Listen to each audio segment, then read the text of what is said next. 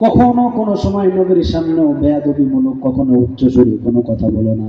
ইয়া আইয়ুহাল্লাযীনা আমানু লা তারফাউ আসওয়াতাকুম ফাওকা সাওতিন নবী। বলেন কথাটা কার? আর একটু জোরে বলেন কার? আব্দুল্লাহ বিন জুবাইর রাদিয়াল্লাহু তাআলা আনহু হতে বর্ণিত, বনু তামিম গোত্রের একজন শাসক নির্বাচন করবেন। রাসূল সাল্লাল্লাহু আলাইহি ওয়াসাল্লামের কাছে তারা আসলেন।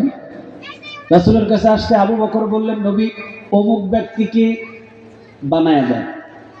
ওমর বললেন, না আবু বকর তুমি ভুল বলছো, ওরে বানানো যাবে না, আরেকজনরে বানায় দেন। এরপরে আবু বকর বললেন, না না ওমর তুমি বুঝতে পারো নাই, অমুক জনরে বানায় দিন। ওমর বললেন, না না আবু বকর তুমি বুঝো নাই, এই যাকে বলছি আমি ওকেই বানাতে হবে।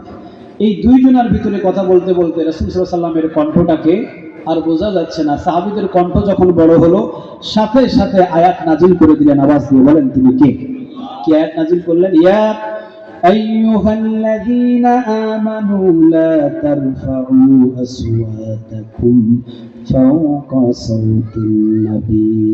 আল্লাহ বললেন, খবরদার হে ইমানদারগণ, নবীর কণ্ঠের উপরে আওয়াজ দিয়ে কখনো কোনোদিন কোনো কথা আওয়াজ দিয়ে বলো না। যদি নবীর কণ্ঠের উপরে তোমাদের কণ্ঠের আওয়াজ বড় হয়ে যায়, তাহবাত আমালুকুম, যত বড় ইমানদার হও আর যাই হও না কেন, সমস্ত আমল নামাগুলোরে বরবাদ করে দিবেন। আওয়াজ দিয়ে বলেন তিনি কি? সুবহানাল্লাহ বলবেন না? হজ করতে গেছেন কারা কারা? হাত তুলেন তো দেখি। হজ উমরা করতে গেছেন কারা কারা? আচ্ছা হাত নামান।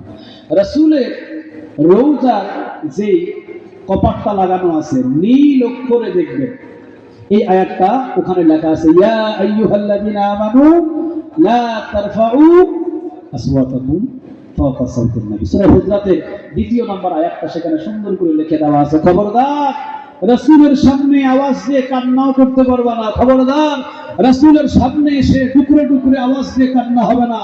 উচ্চ সুরে কথা বলা যাবে না।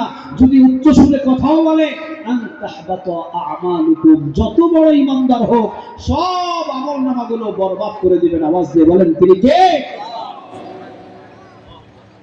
এই জন্য ওমর রাদিয়াল্লাহু তাআলা আনহু ওই দিনের পর থেকে রাসূলের সামনে এসে ফিসফিস করে কথা বলতেন। রাসূল বলতেন, এই ওমর বুঝি নাই, আরেকটু জোরে বল। আবার বলতেন। আবার নবী বলতেন, ওমর কথা বুঝতে পারি না, কি ব্যাপার এত আস্তে কথা বলো কেন, জোরে কথা বলো। এরপরে ওমর আস্তে কথা বলতেন। নবী বলতেন, না ওমর তোমার নিয়ে একটু বিপদে আছে, আরেকটু জোরে বলো তো।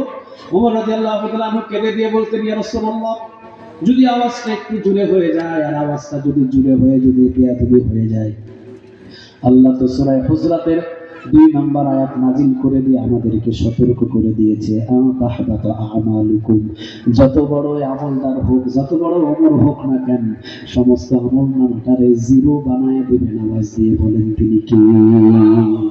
তাহলে নবীর সামনে আওয়াজ দিয়ে কথা বললে যদি সমস্ত আমলনামা বরবাদ হয়ে যায়, রাসূলকে যদি সাদল মুহাম্মদ বলে, রাসূলকে নিয়ে যদি বাজে কেউ মন্তব্য করে, তাদের কি ঈমান থাকতে পারে? আর একটু জোরে বলেন, তাদের কি ঈমান থাকতে পারে?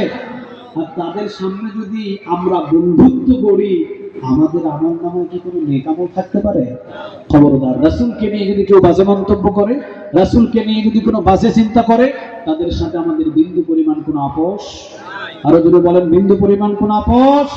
রাসূলের সামনে এসে উচ্চ সুরে কথা বলার কারণে যদি আল্লাহ সুবহানাহু ওয়া তাআলা আয়াত নাজিল করে দেয়, রাসূলকে নিয়ে যদি কোনো ব্যঙ্গ, রাসূলকে নিয়ে যদি কোনো বাজে কথা বলে, তাদের সাথে অন্তত আমাদের বিন্দু পরিমাণ কোনো আপোষ। আল্লাহ সুবহানাহু ওয়া তাআলা আমাদের প্রত্যেককে অন্তত এই 2টা আমল করার তৌফিক দান করুক। বলেন আমিন।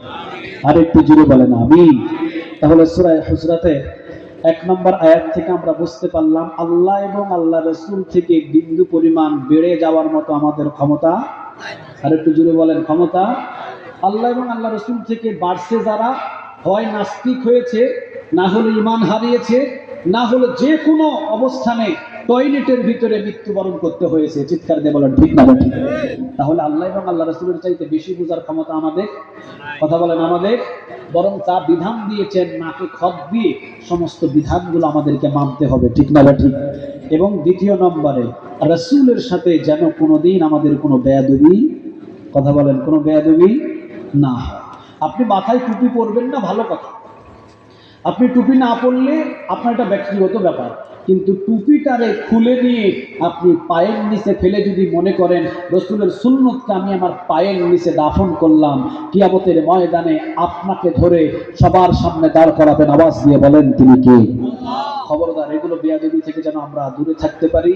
এই রাসূলকে নিয়ে যারা ব্যঙ্গচিত্র করে তাদের সাথে যেন আমাদের কোনো সম্পর্ক না হয়, তাদের উচিত বিচার যেন আমরা বাংলার জমিনে করতে পারি। আল্লাহ সেই ইমাম তুমি আমাদের সবাইকে দান করে, বলেন আমিন। আর একটু আওয়াজ দিয়ে বলেন আমিন। ওয়াখির দাওয়ানা আলহামদুলিল্লাহি রাব্বিল আলামিন। আসসালামু আলাইকুম ওয়া রাহমাতুল্লাহি তাআলা ওয়া বারাকাতুহু।